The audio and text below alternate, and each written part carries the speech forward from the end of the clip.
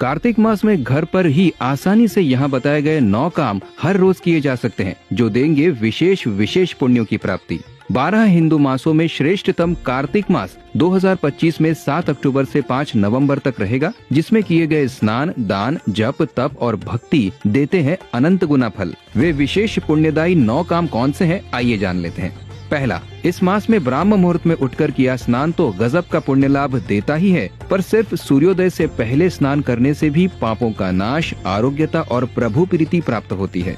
दूसरा, आंवले का उपटन लगाने से लक्ष्मी जी की कृपा प्राप्त होती है। तीसरा, तुलसी दल और आंवले से युक्त जल से स्नान करने पर गंगा स्नान के समान पुण्य मिलता है। यहाँ पर ध्यान दें, इन दोनों प्रयोगों में शुक्रवार और रविवार को आंवले का उपयोग नहीं करना है। चौथा, चावल, गेहूं, चना, उड़द, जौ, मूंग, तिल से बने सप्तधान्य उपटन को लगाकर स्नान करने से सात्विकता, प्रसन्नता, निरोगता बढ़ती है। आश्रम स्टोर ऐप पर ये प्रोडक्ट उपलब्ध है, घर बैठे मंगवा सकते हैं।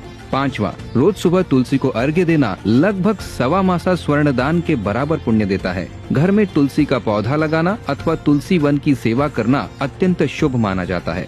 छठा, भूमि पर या तख्ते पर सादा कंबल बिछाकर सोएं, जिससे ब्रह्मचर्य का पालन होता है और आत्मा का शुद्धिकरण होता है। सातवां, इस महीने में तिल और दीपदान का महत्व है, तो इसे अवश्य करें।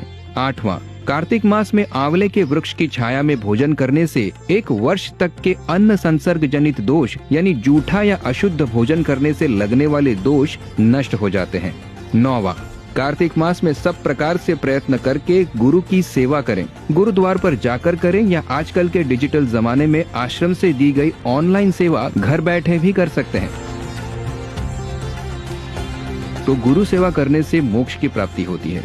और ध्यान रहे, इस मास में उड़द, मसूर आदि भारी चीजों का सेवन नहीं करना चाहिए और मैथुन का त्याग करना चाहिए।